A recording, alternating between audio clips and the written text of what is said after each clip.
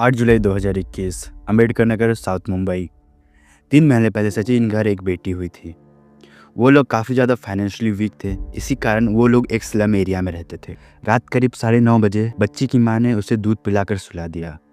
Since गर्मी काफ़ी ज़्यादा थी जिसके कारण लाइट भी चली गई थी, इसीलिए सभी लोग दरवाज़ा खोलकर सो गए। बच्ची की माँ को रात को नींद नहीं आ रही थी, जिसके कारण वो रात 1 बजे तक जगी रही। उसके बाद वो सोने चली गई। रात करीब 2-2:30 बजे किचन में बर्तन गिरने की आवाज़ आने लगी, तो सभी लोग जग गए और वहां जाके देखे तो बिल्ली ने बर्तन गिरा दिया था। तभी सभी लोगों की नज़र बिस्तर पर जाती है और सबके होश उड़ जाते हैं।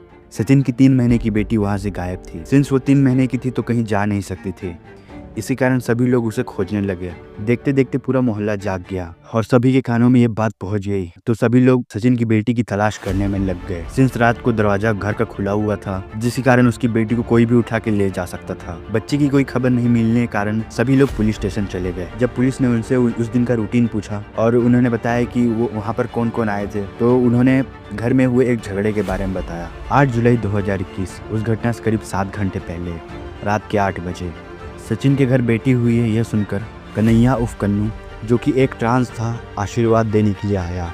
बच्ची को आशीर्वाद देने के बाद कन्हैया घर वालों से 1100 रुपये, एक नारियल और एक साड़ी की मांग करने लगा। सिंस फैमिली की काफ़ी ज़्यादा फाइनेंशियल कंडीशन वीक थी, इसलिए उन लोगों ने 200 रुपये, एक साड़ी और एक नारियल दिया। कन्हैया पूरे पैसे ना मिलने के कारण काफ़ी ज़्यादा गुस्सा हो गया और पूरे पैसे मांगने लगा और जिद करने लगा। घर वालों ने उसे समझाया कि जैसे ही हमारा काम ठीक हो जाएगा हम पूरे पैसे दे देंगे, लेकिन वो काफ़ी ज़्यादा गुस्सा हो गया और धमकी देने लगा कि वो 4-5 दिन कुछ ऐसा करेगा जिससे सारे लोग हैरान हो जाएंगे। इसके बाद पुलिस का शक कन्हैया पे जाने लगा, जिस कारण उन्होंने सीसीटीवी से कन्हैया का फोटो निकाला और उसकी तलाश में लग गई। जब पुलिस उसके घर गई तो उसे वहां पर कोई नहीं मिला। फिर वहीं किसी ने कन्हैया को बताया कि पुलिस उसे खोज रही है, तो ये सुनते कन्हैया ने बोला कि मैं डरता हूँ क्या पुलिस से, करने दो जो करना है। फिर उसके बाद कन्हैया खुद ही सरेंडर करने पुलिस स्टेशन पहुंच गया। फिर वही दूसरी तरफ समंदर के किनारे एक बच्ची की लाश मिलती है। जब उसकी शिनाख्त की गई तो पता चला कि ये सचिन की गुम हुई बेटी ही है। पोस्टमार्टम में पता चला कि उस बच्ची के साथ काफी ज्यादा दरिंदगी की गई है।